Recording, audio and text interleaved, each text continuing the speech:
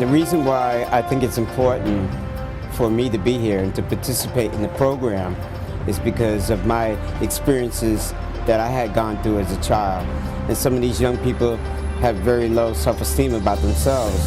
And if I can help them to raise their consciousness and to elevate their self-esteem, and then it's all worth it, because I know how it is, because I experienced it for myself. And you should give yourself all a round of applause.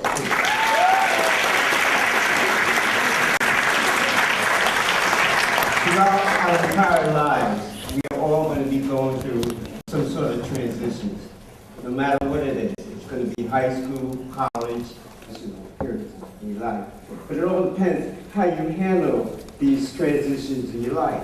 Sometimes it's like flying in the airplane and you're experiencing turbulence in the plane. But as you begin to experience the turbulence, don't be frightened by that, because it's going to be okay. So you got to go through it so you can grow through it, and that's very important. But I would like to share with you a little bit about me too, and the transitions that I had to go through in my life to become the person that I am. And I hope and pray, as I'm speaking to you today, that my experiences that I had to go through, that you will take a look at, and you will be able to grow and develop and become a better and greater human being than you are right now. But you are great, but you can be greater. First of all, my name is Wayne Washington. I was born in New York. I'm from New York. I only been in California for 7 years. You Californians are kind of weird out here. I mean, really, you kind of tricked me out. Because, in New York, we're kind of tough and rough. We're in your face. Out here, you guys are kind of laid back, cooled out. Angel fans, which I don't like. I'm a Yankee fan. That's okay. I still love you. I still have love for you within my heart. I was born with a bone disease called osteogenesis imperfecta, which means brittle bones. I've had 35 fractures, 21 operations, and I lived in a hospital for 12 years. And I went to 3 different foster homes and a group home and did not learn how to read until the age of 16. Now you see, ladies and gentlemen, I truly believe that we all have a special power within us. But the powers that we have will never reveal themselves until we challenge them. So you want to put yourself in a position where you can't retreat. It's either do or die, sink or swim. Here's what you'll find out. You'll develop incredible swimming skills or swallow half the pool of life. So what I want you to realize is that every single one of you, I believe, in this room, and even the teachers, have greatness within you. And you have to bring this greatness out of you. And you have to call on this special power that you have. See, I believe the powers that we have within us that we need to bring out of us, we suppress. Because we're afraid that we are going to be better than we really are. And I believe that each and every one of you have this power within you. But you have to call on it. And you have to like visualize it and see it and make it come to fruition for you. Because else it will never happen. You see, ladies and gentlemen, when I was lifting weights for the first time in my life, I was scared. The first time I ever lifted weights, I benched 185 pounds, weighing 96 pounds. After 3 years of competition, after 10 years of competition, I bench pressed 295 pounds, weighing 112 pounds. Give me some love. Can I feel it?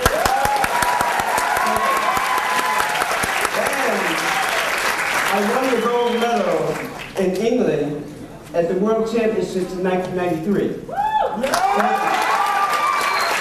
you see, all this would not have been possible if I didn't have a dream, if I didn't have a vision, if I didn't have goals. You see, goals and visions are very important in your life. See, goals will help you develop yourself. They will help you to think higher and to reach higher. And that's what you want to have in your life. You want to have some goals. See, some of you are going to go into the college field. Some of you are going to go into the work field. Some of you are going to go into some, you're going to go into your degree, whatever field you're going into, and you may decide, well, that's not what I want to do. So then you're going to decide to do something else, because goals change all the time. And then some of you are going to be going into the workforce, and then you're going to realize that, well, maybe this is not for me, and that you're going to want to do something else. But that's okay. But see, goals will challenge you, and that's what you want to do in your life. You want to have some goals. See, I work out 3 days a week. I've been working out for 38 years in the gym, and I feel good. Feeling good, looking good, and rolling good.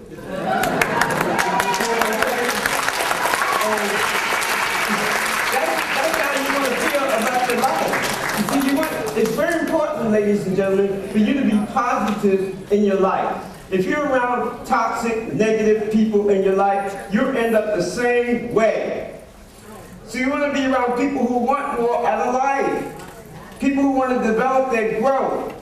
People who want to develop their mental self. People who want more. If you hang around with these people, you will go further. You start to begin to brainstorm. You start to begin to things start happening for you. Doors will open up for you. You'll become more creative than before. You'll see things blossoming for you. You know, if you're going into the field in your life, don't do it because of the money. Do it because you have a passion and something that you love. See, it's something that you love, the money will come. So it's very important to stay focused. And you see, one thing about me I can share with you, and I'm sharing with from the bottom of my heart, for years and years and years of my life, because I had been bounced around here, bounced around there, I was never able to be focused in my life. Never! And then all of a sudden, weightlifting came into my life at the age of 18. And that was the first time, actually, I wasn't really getting serious about weightlifting until I got into my 30s. And I started to focus. And then a friend of mine introduced me to an inspirational speaker named Les Brown. And I was so inspired, and I was so encouraged and motivated by him that I decided that this was the field that I wanted to go in. And then I started to listen to other presentations of other motivational speakers. Zig Ziglar, Les Brown, Tony Robbins. All these other, I didn't have the money to go see them perform. So I would just buy their tapes, and I would study them. And I would listen to their vocabulary, and I would apply that vocabulary into my story in my life. And that's what I did. See, you can make something out of nothing. I want you young people to never allow your self-esteem to get so low that you will get involved in drugs and gangs. This does not work. You're better than that. You see, I believe, like I said, everyone in here has greatness within them. Do me a favor, please. Look at somebody next to you and shake their hand and look in their eyes and say, you've got something special.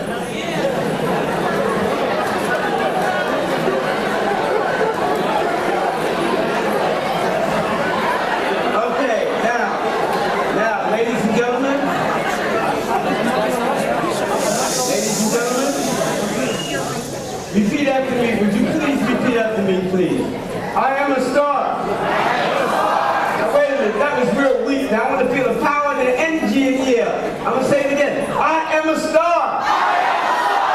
Yeah, and I decide if that star is going to shine. Give yourself a round of applause, please.